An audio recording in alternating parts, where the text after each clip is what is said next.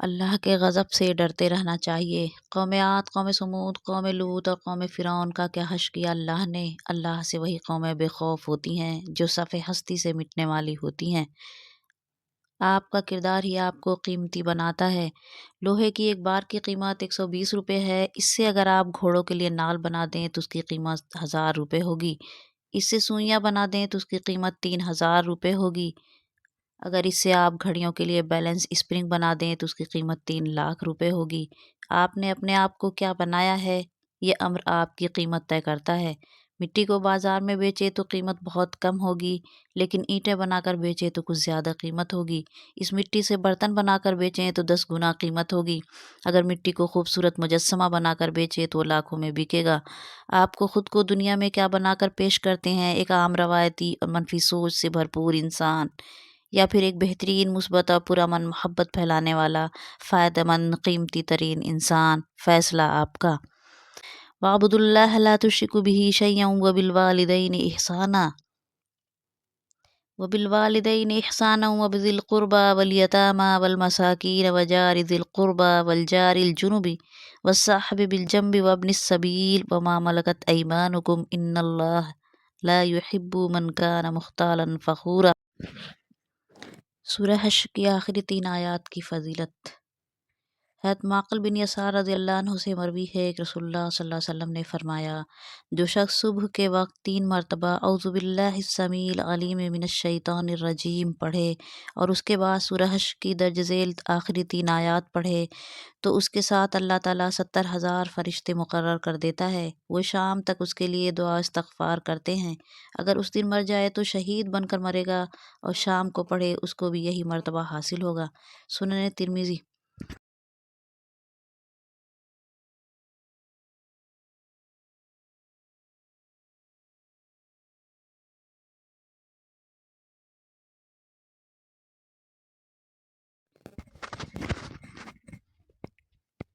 اعوذ باللہ من الشیطان الرجیم، بسم اللہ الرحمن الرحیم۔ سورہ حشر، تعارف سورہ حشر کا۔ سورہ حشر یہ وہ سورہ ہے جو حضور اقدس صلی اللہ علیہ وسلم کے مدینہ منورہ ہجرت فرمانے کے دوسرے سال نازل ہوئی تھی۔